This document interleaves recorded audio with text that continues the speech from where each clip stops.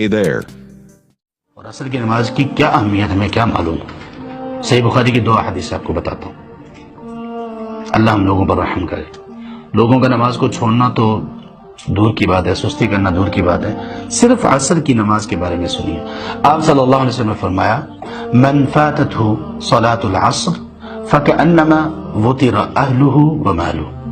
جس بندے کی عصر کی نماز فوت ہو گئی، فوت ہونے کا کیا مطلب ہے؟ اس نے پڑھ تو لی لیکن وقت کو گزارنے کے بعد پڑھی۔ جس شخص کی عصر کی نماز فوت ہو گئی فَكَأَنَّمَا وُطِرَ أَهْلُهُ وَمَالُهُ، تو اس کا نقصان اگر اس کا اندازہ کرنا ہے تو آپ صلی اللہ علیہ وسلم نے فرمایا وہ ایسے ہی ہے کہ جیسے ایک شخص کو یہ خبر ملے کہ اس کا تمام پورے کا پورا مال، بزنس، پراپرٹی، گھر وہ بھی ہلاک ہو گیا اور پوری فیملی بھی ہلاک ہو گئی۔ کیا خیال اس آدمی کے بارے میں؟ خوشحال زندگی گزار ہے، فیملی ہے، بیوی ہے، بچے ہیں، والدین ہیں، کاروبار ہے، بزنس ہے، پراپرٹی ہے، دکان ہے، اچانک خبر یہ ملی کہ سب کچھ جل کر راکھ ہو گیا، فیملی بھی گئی، بزنس بھی گیا، کاروبار بھی گیا۔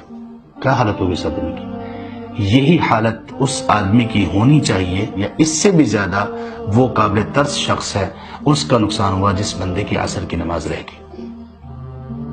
یہ صحیح بخاری کی حدیث۔ دوسری حدیث میں کیا فرمایا آپ صلی اللہ علیہ وسلم نے؟ من ترک صلاة العصر،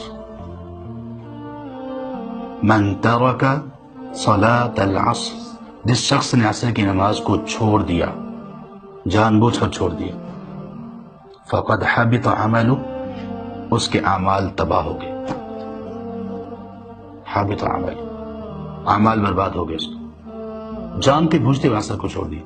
حالانکہ یہ تمام نمازوں کے متعلق ہے، ایک نماز کو چھوڑنا کفر ہے، لیکن عصر کے بارے میں کتنی اہمیت کا بیان۔